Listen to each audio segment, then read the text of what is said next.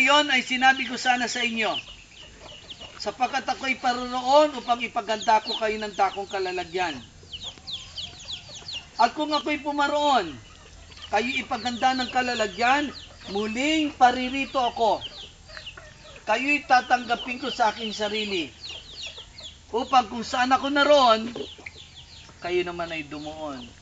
So kaya pala umalis ang Panginoon natin, sister, gagawa lang ng bahay. Bahay ko, bahay nating lahat. Pag nagawa na yon, sabi niya, bababa ako. So maliwanag na sa iyo kahapon na si Jesus totoo, ha?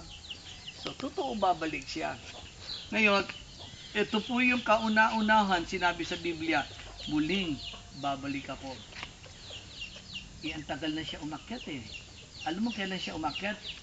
32 AD. 32 AD. Anong year na ngayon?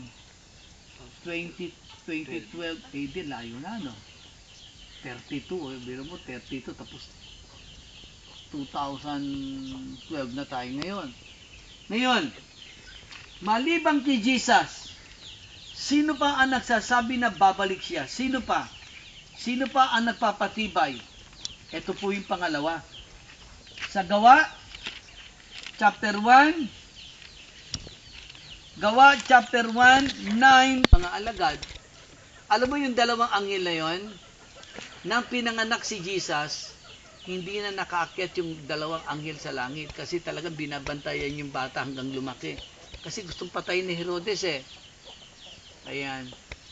Habang umaangat yung anghel, naka-escort yun eh. Ano ba sa Tagalog?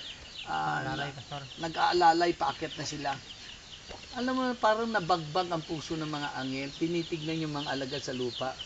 Biglang nawala, pumunta doon sa likod, bababa. Sila yung nagsalita. Ito ang sabi sa 11. Na nagsasabi naman, anghel ito ha, kayong mga lalaking tiga Galilean, bakit kayo nakatayong tumitingin sa langit? Etong si Jesus na tinanggap sa langit, mula sa iyo'y paririto, gaya rin ng inyong nakita, pagparoon niya sa langit. Ito yung panlabang ko sa saksi ni Job eh.